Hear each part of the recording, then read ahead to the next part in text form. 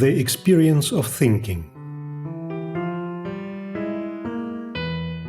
A series of talks on change of consciousness in the writings of European philosophers by John Thompson. Episode 10.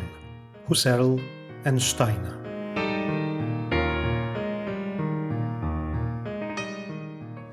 I think one of the focuses that's been there every time has been, how do we know the world?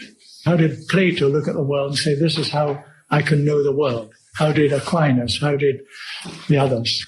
So that was a focus. I think if you look back, really until modern times, these philosophers had no question that there was meaning in the world and that human beings had a purpose. That was written in the universe, that. Meaning, purpose. You didn't have to search for it. But you had to find out what your purpose was, sure, and how you related to that universe, when it was meaningful. But nevertheless, that was a general background to all philosophical thinking until maybe 14th century, something like that. Then things began to change. And when we come into modern times, especially from the 17th century onwards, that kind of a huge universe of meaning begins to shrink on the one hand, so that what was considered to have a soul and spirit, of course, now shrinks. And soul only remains in the boundaries of the human being. It's no longer seen to be out there in nature. It's now strictly within the human realm, the human boundaries. And at the same time, there's a huge expansion of the physical universe. And so when Pascal in the 17th century, they were already able to look through telescopes, these infinite spaces terrify me. So that's this expanded physical universe and this contracted world of the soul. So that's begins the modern stage, if I can put it like that. A philosopher like Descartes, he's left with the ego, cogito ergo sum, I think, therefore I am. He's left with that, and I'm thinking, here I am, and now I've got to find meaning and purpose in this other thing out there. That's one aspect of this recognition of the human being, that meaning and purpose have to be found within the human being itself. It's not something that's written in the universe. And then these more empirical people, these English philosophers, they are confident that if we want to know the world, there's a firm basis on what the senses give us. Just open your eyes, there's the world, start looking at it, and it can be reflected in your being present in front of it. It's reflected in you, and in that way you can come to know the world. And remember that Kant was suddenly wakened up by a perception of this empiricist, who's normally considered an empiricist, David Hume, who questioned whether we actually saw causality. Was that part of our perceptions? And came to the conclusion we never see causality. It's something we add to the world. And Kant wakes up when he reads this and says, gosh, we must look at this world. Hume opens up and see what is there. And so he begins this exploration of what we call the a priori area. That's the kind of experiences we have which are not based on anything to do with the senses. These exist. I'm going to explore them. And so Kant explores them and develops his concept of causality. That's a contribution from mind. Space, time, these are contributions from the mind. They're not things we see, perceive, and so on, and all the other categories like coexistence and substance and so on. These are all basic things that are innate in us in some way, and we need them in order to grasp the world out there, giving it all, which gives us all its forms and colors and tastes and smells and so on. So that's Kant. And then Hegel says, well, this is very unsatisfactory because everybody thinks they're just mirroring the world. They're either just a mirror for the world, or your thinking is a kind of tool which enables you to hack about in the world and make sense of it. And he says, actually, we are centered right in the middle. Our thinking is all part of the universe and so on. So he opens up a totally different concept. Last time we spoke about this Danish maverick, Kierkegaard, who reacts against this, this huge picture of the universe that Hegel had presented. Said, where is the human being? Where's the existential living individual? If a man comes up to me in the street, and what advice can I give him if I read all these philosophers? And now today, we come to two other thinkers, born about the same time, actually. This is Husserl, who was born in 1859, and he died in 38. Edmund Husserl, 1861, so he was born 2 years later, and died in 25. And he was Austrian, brought up in a Slav part of the Austrian Empire. So we're going to talk about them. But before we get into them, one other thing is that what had been happening all the time with people like, well, not philosophers, of course, but scientists like Newton and a whole series of others in the 17th, 18th century, they are beginning to shape our understanding of the world. And in a way, scientific thinking begins to say, well, what is philosophy? Philosophers are speculating about the world. We are actually dealing with it. We are dealing with it. So the concept that Newton developed in the very practical field of understanding forces and so on become integrated into the whole picture of what the universe is. So the universe in the 18th century becomes a kind of Newtonian mechanism with forces acting which we can measure and so on. The scientific picture begins in a way to displace something of the activities of the philosophers, what they had been preoccupied by. And again, when you come to the 19th century, well, these are still children. When he's born, Darwin publishes Origin of Species. And again, the Origin of Species is going to have a profound effect, not only in how we look at the universe, but especially in how we look at the human being. There's a kind of mechanization of the universe on one hand, and a kind of reductionism on the other hand, especially in relationship to the human being. So all that's going on. In a way, it seems to be taking the place of what philosophy had been doing.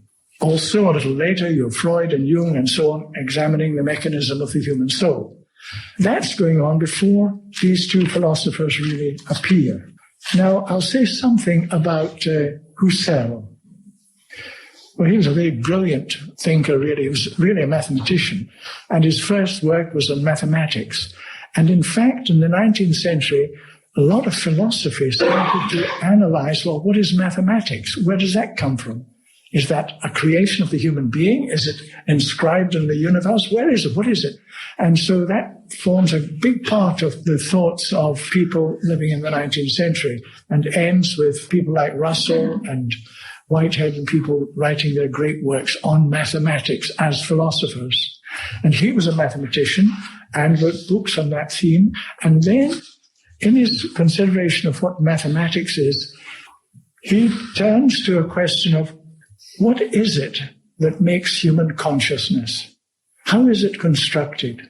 It's as if he says, I want to go back to where Descartes started and ask the question, what is it that I can really know? And he said, well, what I really know is what is in my mind. I can really know that, what he calls objects of consciousness. I can see that light. I know that's in my mind. I'm sure of that. I can't be certain what it is I'm seeing, like Kant's problem, but at least I know it's in my mind. That's my object of consciousness. How it relates to something out there, I'm not too sure about, but that's not my concern for the moment. I just want to know how this consciousness grasps itself. What is it? And then he makes certain observations. He was indebted to his teacher, a German philosopher called Franz Brentano. The interesting thing is that he learned from Brentano, and so did Steiner, who were both acknowledged the greatness of Franz Brentano.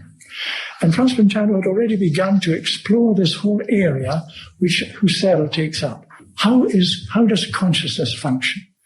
First of all, consciousness is never empty. It's always consciousness of something. You can't be conscious and not of something. Your consciousness is always of something. In other words, it's directed. Consciousness is always, I don't mean I'm always purposely saying, oh, I'm looking at that, but whatever's happening in my consciousness, there is The word they used was an intentionality.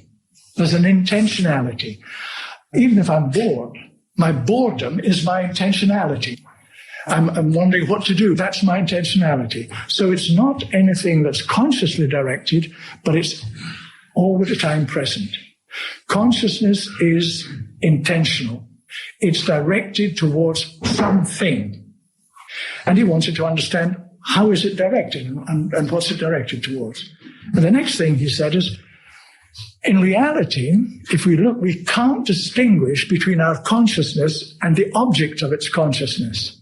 In other words, if I'm bored, which could be my object of my consciousness, I can't distinguish where is my consciousness and where is my boredom. It seems to be as if they're blended together. And yet one can think of them as separate entities, but in reality, they are united. Consciousness and the objects of consciousness easily be separated. He avoided, therefore, the difficulties of Descartes, who was going to try to find out, well, I know I think, I know I doubt, that I know. Now, how do I get to the outside world and know anything about that? And then he posits, as they say, he sets up the idea there must be a God. And God, and so on. He argues from the point of view of God that there is a true world out there. But Husserl doesn't concern himself with that question. He simply asks, how do I grasp these objects of consciousness? What relevance they have to the world at the moment, I bracket that, he said. I put that in brackets and leave that for the moment. So he doesn't get into the difficulties that Descartes got into, if I can put it like that. And he said, now I've got a sure foundation for my philosophy because I'm talking about something that everybody can be sure of. I may have totally different things in my consciousness from what you have in yours, but at least we are starting from a sure foundation. Nobody can take that away from us. And if we keep to that, we can find a solid foundation for building a new philosophy. And he's writing this, you see, about in the beginning of the 20th century, when, as you can see, the whole crisis of Europe is beginning to emerge, but not only a crisis between nations, but a crisis in thinking. I won't say much about Steiner. He was born 2 years later, and he had a scientific training at a university in Vienna. And at the same time, while he was doing his training, he was studying philosophy, and he had read Kant's Critique at the age of 16.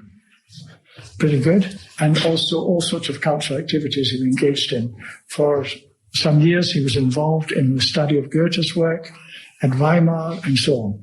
And then he was going to present a theme for a doctorate, and preparation of that theme is contained in two works. The Philosophy of Freedom is one, and the one he wrote before that to prepare himself for that is called Truth and Knowledge.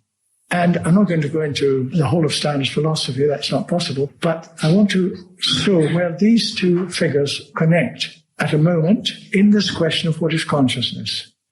And then, as you know, Steiner's more known less for a philosopher and more for a teacher of esoteric themes and so on, and spirituality. But it's important to realize that Steiner was thoroughly grounded in this whole philosophical stream that we've been looking at. And for him, it was tremendously important right to the end of his life. It wasn't something that he said, well, I'm beyond that now, I'm into spirituality. Not at all. In fact, he indicates that, the way that Hegel and these people took was a search from one direction into the reality of the world, which you can approach from other directions as well.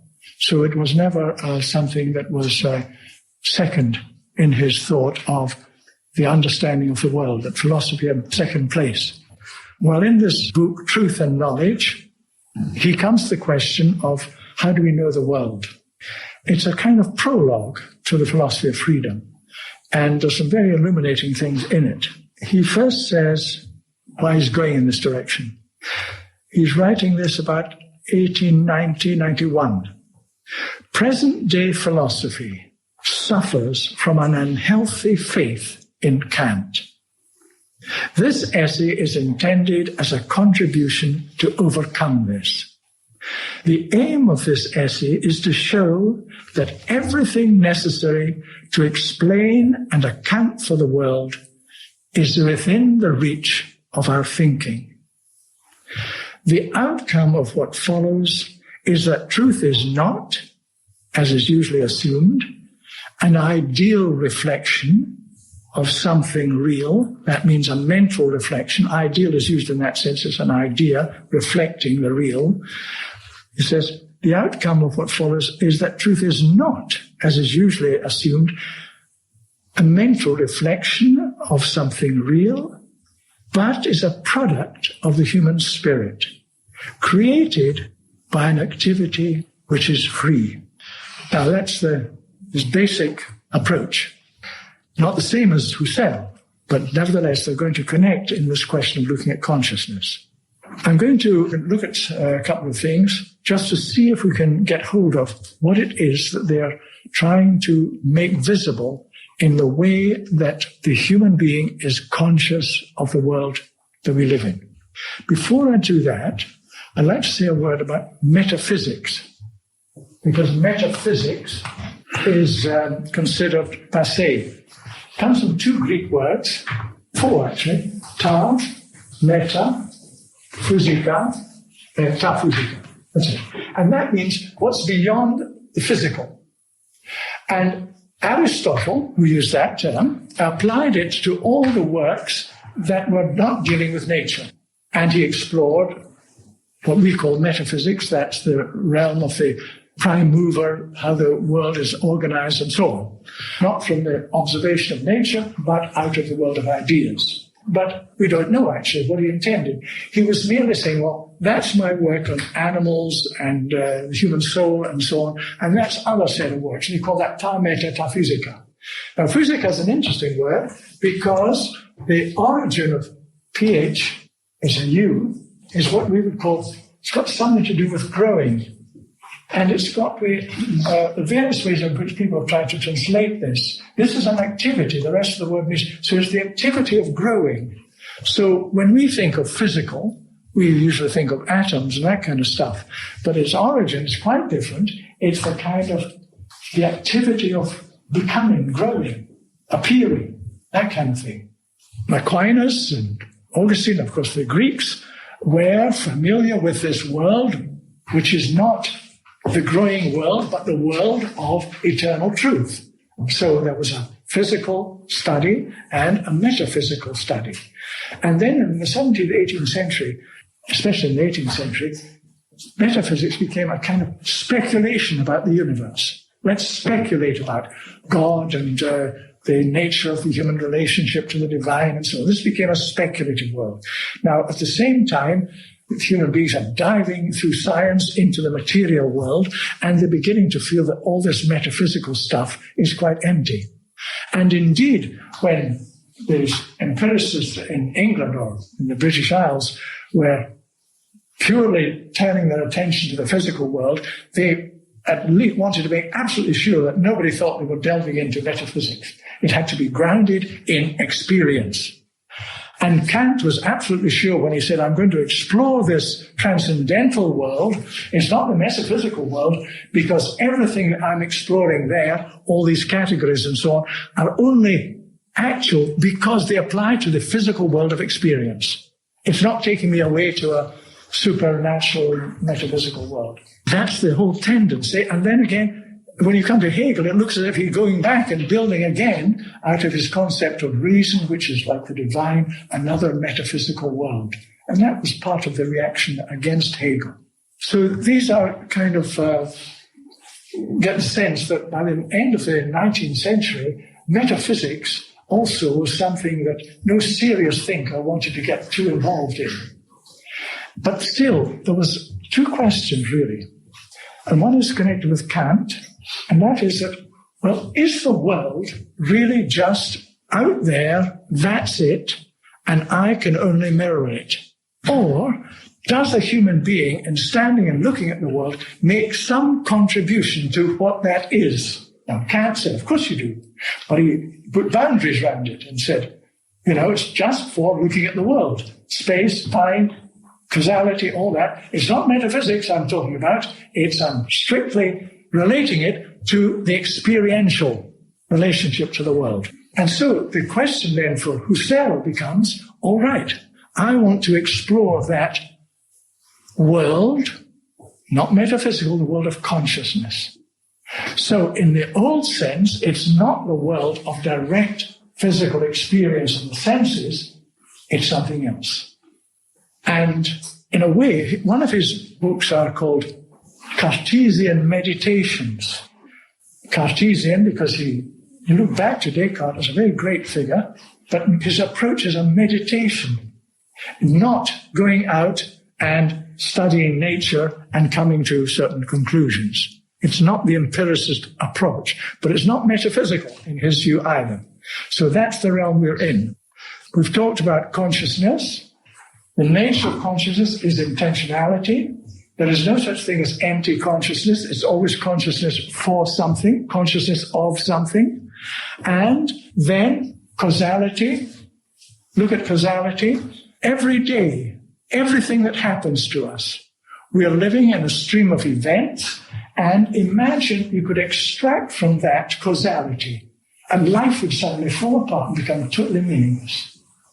You get in your car, you drive your car, you don't know where you're going, there's no cause, we're living in a totally meaningless, and yet if this causality is a contribution from the human being and not out there, what world am I stepping into? So that's a thinking which is not quite a conscious thinking. They call it a constitutive thinking. It's that which constitutes our grasping of the world. Causality being one of them, a part of that constitutive thinking. I'm very indebted to an American professor who died a few years ago called Brady, who wrote a wonderful article on this whole question of Husserl and Steiner. And he defines this when we're talking about these ideas in this kind of thinking. He describes the ideas. An idea we must intend in order to make the percept phenomenal, to make it an appearance of something. What he's saying is that in us, in the human being, it's an intentional idea, like causality, we'll talk about others, which makes that thing out there, because we know there's something out there, we assume, meaningful, and therefore a phenomenon. That's a tree, that's a wood, that's a blackboard, that's a human being. That's what makes it meaningful. Otherwise, it's just impression, color, shape, so on. It's only the contribution of this intentional consciousness that brings it into meaning, you might say bring it into focus. But you might think I'm talking about a physical process then. I'm not. Let's try to grasp this intentional activity. Claire, many years ago, induced me to think that looking for mushrooms was a worthwhile activity. And so I used to go with Claire. I was always horrified because she could find all the mushrooms, and I looked around and I couldn't see any. Then I realized after my training, if you can put it like that, this was just doing it, I began to see I could see mushrooms. And I realized you can only see what you're able to see. In other words, you prepared yourself in some way for mushroomness. Not, I know that mushroom, it could be any mushroom, but until you've done that, you can't see things. So I didn't have that because she grew up looking for mushrooms and I didn't. So I didn't have that psychic preparation. I didn't have that intentional activity which my Claire had. And then gradually I learned it so I could see mushrooms. So I saw them before I saw them. You have to see it before you see it. You have to know it before you know it. There are many examples of that. For example, in camouflage, you know how the army camouflage their trucks and everything to look like greenery and trees and so on. And if you're flying over, what do you look for? You look for any straight line. That's what we're looking for.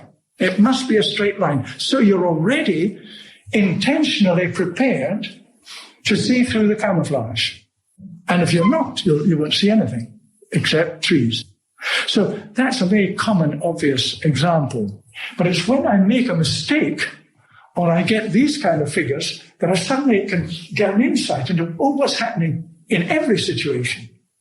Recently, I was walking up the path. I heard a rustle in the leaves. There were some leaves on the path. I said, oh, it must be a mouse. And I looked, and then I realized that I'd stepped on a stick which had moved the leaves at the other end. So I had to suddenly switch what I'm preparing myself to perceive. A movement in the leaves was either a rain or a mouse or something like that. That's me. So I'm already seeing that before I'm seeing it. But I'm not seeing it, so it's a double take. I have to say, oh, it's a physical thing. So many examples like that, and it's always in this situation where you make a mistake that you come to grasp this prior presence in the mind of a proposal. And let's put it like that. It's not, I know it's going to be a mouse. I propose a mouse. What Husserl and also Steiner are saying is there's the thinking, Steiner calls this that thinking in advance makes a proposal. You might think, you look at it, and afterwards you decide. But what Husserl is saying is, no, it's not something that you look at something and then decide this is what it is. You actually, in order to see it, have to make a proposal. But that's an unconscious, almost entirely unconscious process. And the gift of these is to make visible what's normally hidden. I'll read you what Steiner says. It's fantastic. Listen to this. This comes from that Truth and Knowledge. When we observe what is before us, thinking acts as an organizing principle. So we look at something, the thinking has a principle, it has to organize it. So what does it do? It picks out certain entities from the whole. In the given, there's no single object, there's just color and form blending into each other.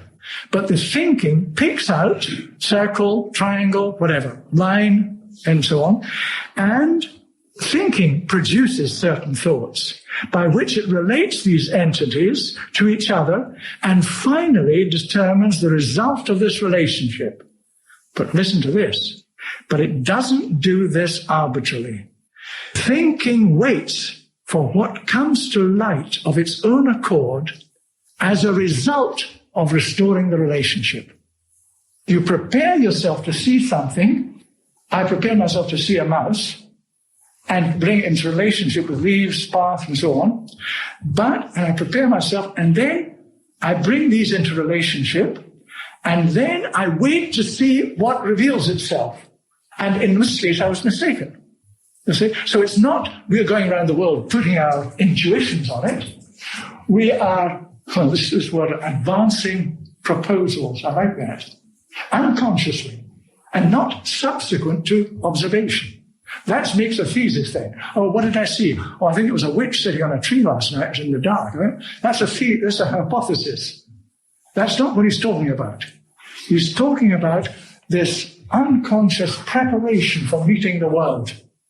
And we're doing that all the time because consciousness is never empty. It's always consciousness of something. And that thinking, I like this, thinking waits for what comes to light. In this way, Steiner himself said, this is how we meet the world. We are not separate from that world. We have a capacity to know that world, which the animal doesn't, we assume.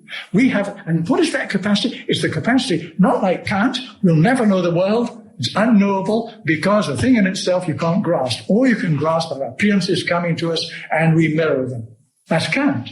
Steiner himself said, that's not it. This is the nature in the human being, this capacity to advance proposals. And the little child does that.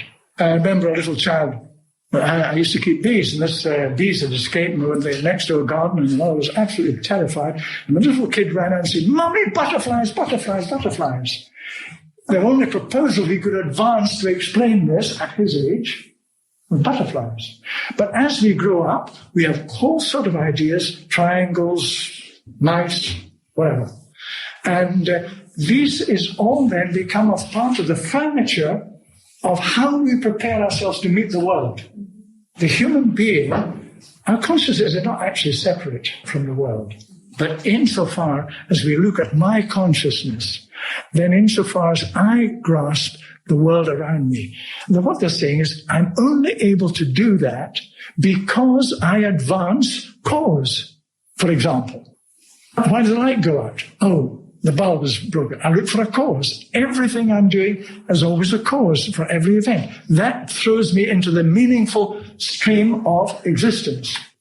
Our concern at the moment is how you and I and others come to know the world. That's our concern. How we are in the world, the meditating yogi on the mountain, that's also a human possibility. And also a feeling of expanded consciousness that unites itself with sun, stars, and everything. And that, I'm not denying that. I'm not saying, but for what the level that we are saying, I'll tell you why it's important. I remember going into a big store, and there was a chap standing there with a big smile. I said, oh gosh, he's a nice suit. I thought, that must be the manager. And he's smiling at me. And I realized it was made of cardboard. You know, suddenly I realized, of course, this is cardboard. You know? And you've all had, but haven't you all had examples like that? So, I mean, plastic plants, you know, you say, oh, that's, is it plastic? You're not quite sure. You're in, what are you in? You're in a problematic area because when I'm dealing with chalk, it's moved from outside. But if I come into a room and the cat that was on the windowsill is down on the sofa, I don't imagine that someone's picked it up and moved it because it's self-moving. And as soon as I look at a living thing, my intentionality is a different kind of causality from a piece of chalk. And a similar human being. And I mentioned a moment ago how the eye specialist looks at your iris and so on and looks at it as a thing. It's just a thing. But when you look at your friend, the one you love, you say, oh gosh, the eyes offer something which is caused. You feel there's something producing that, what is coming to me from that eye that comes from somewhere else. It's not causing something, it's caused. And so now, in the prevailing climate, where everything is reduced to mechanisms, animals are mechanisms, a plant is a mechanism, then we develop a different kind of intentionality. And that is our educated intentionality, like put it like that. You know, it's a thing.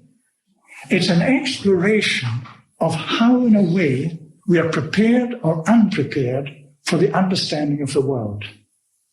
And if we assume that every event is a mechanical process, oh, I know why you do that, your genes. This is mechanism. And we're saturated with this kind of causality. And what these people are saying is there's an area we haven't explored yet. So in the 1900s, when everybody was exploring the atom and eventually going to build these fantastic atomic machines and so on, these people, Husserl and Steiner, were saying, I'm going in another direction, exploring this inner experience. And this is just opening the door. I remember a film was shown, it was many years ago, and I'm not sure if you like that today, but to African people to warn them against leaving water in vessels so that mosquitoes would breed. So there was a whole film showing them how to not leave that and throw it away. And these Africans were watching this, and they couldn't make anything of it. And one said, oh, I saw a cock jumping. That's all he saw in the whole film, and it had nothing to do with the film. But you see, the intentionality wasn't there to see in that flat screen this kind of things. We're so saturated. Somebody said, the world's theory covered. We don't see the world any longer. We just see it with our theories. But that's another aspect of it. But when we dig into this aspect, we see how in education, what a huge thing it is if you prepare the kind of thoughts you can advance to see something before you've seen it. Somebody told me, a little child was playing on the sea and he said, Mom, come on, look at the seashell. And somebody said, oh, one of these walrus children. Because you have to be prepared to get the magic out of a seashell. You see what I mean? If you say, oh, bloody seashell, throw it away. That's got to do with it. Excuse me. So we're touching on really quite important things, I think. And especially in the world we live in today. This is what I've written down. Our familiarity of the world, our recognition of its objects, are therefore the result of a skillful, developed skills, and almost unconscious activity. This process begins in the child and develops throughout life. The commitment to certain beliefs will affect this development. If you believe that that's the world out there, that's what it's like, and I do nothing, that's one way of reducing your understanding of the world. The viewpoint that the world of things is there, and I just mirror them and make no contribution to their understanding, ipso facto undermines that contribution and undermines its meaningfulness. Dawkins took his daughter out when she was 2 or 3 and said, took her and said, daughter, I can't remember what she's called, these stars are just atomic power stations. Get that? Something like that. He didn't want her to have any kind of fancy notions about Pegasus and all that stuff. Okay? That's what we're talking about. And so you edit out. That's what we do. We edit out the hidden contribution, and that demotes our types of experience that don't fit in with our current model of reality. I mean, for me, a marvelous thing is writing on the face. What is more extraordinary than the human face? Because, you know, you look at a face, but you don't say, you're not looking at shapes and nose and all. I mean, you look at that as well, maybe, but in the face, you read so much that has a cause somewhere. And that's an entrance into another being. So you've got the reality of the face, and then you realize it's pointing to another reality of the human being that is producing the expression on that face. And also animals gesture too, and people who have familiar with domestic animals know the gestures of the cat, the dog, and so on. So that's another kind of causality that normally normal people meet. It's only when people, scientific thinkers, start to do the reduction process that we get educated to demote these experiences. I've got this little paragraph called Thinking and Other Than Thinking. And you must realize that Husserl and Steiner are thinking not just in how do you solve a crossword puzzle, that kind of thing, or how do I make a shopping list. It's not that kind. It's the whole ambit of this inner activity of consciousness. That's what they're really pointing to, thinking. And then there's other than thinking. That's world. Now, they're not doing that in a dualistic way. There's me, ego, cogito, ergo sum, and then there's the world out there. How do I get there? It's not that. It's thinking and other than thinking to see how they speak to each other. Thinking always begins with a concern for something beside itself. This other than thinking is a demand of experience. So the world's making a demand of us. Experience, however, is always intelligible, always recognition of the knowable. We never have experiences which in themselves are, we may not fully understand it, but they're not unintelligible. And that's from the very beginning of a child's life. As it grows up, the world is always essentially meaningful. There are questions we ask, of course, sure, but meaningful in the sense that at the root of it, it has got meaning. That's how a child grows up. And how we walk around the world all the time. It is essentially, in potential, it's all intelligible. And what is offered by the senses is unintelligible without relations, and these are only acquired from an intentional proposal. So the world doesn't offer itself meaningfully. Oh, thank you very much, world. No, you have to bring meaningful relationships to that experience of the world, and that's your contribution. People with fixed beliefs and all that sort of thing are seeing the world out of these fixed beliefs. They don't realize it, but that's what's happening. That's their intentionality. What is offered by the senses is unintelligible about the relationships, and these are only acquired from an intentional proposal. On the other hand, an idea can be objectified without the other than thinking percept towards which it is addressed. In other words, what he's saying is we can also evolve ideas, but the demand from experience doesn't answer that. Then if we're awake, we put it aside. So it's not us imposing ourselves on the world, out of my big ideas. It's this relationship of how I am in the world with this thinking, which after all is offered by nature to the human being. And that enables me to be in the world, and insofar as I'm that kind of awakeness, really, because intentionality, of course, is partly hidden, but it's prepared out of a certain wakefulness. So I'm going to read again that sentence that I read from Steiner. When we observe what is before us, thinking acts as an organizing principle. It picks out certain entities from the whole. In the given, there is no single object, for all is continuously blended. Thinking produces certain thoughts by which it relates these entities to each other and finally determines the result of this relationship. But it doesn't do this arbitrarily. Thinking waits for what comes to light of its own accord as a result of restoring the relationship. All we have is a reflective consciousness. The world's there, and we think about it. And we come to a conclusion about what it is. And you can be a Kantian or a Cartesian or a Humean or whatever. That's basically what you're doing. And these people are saying, the meaning of the world has got an essential aspect of that, is what you're proposing to the phenomena that you encounter. This is a big subject, because for me, you see, this subject we've been talking about, how do we know the world? They call it epistemology. That's the study of thinking. And to me, how we think the world has got a moral dimension.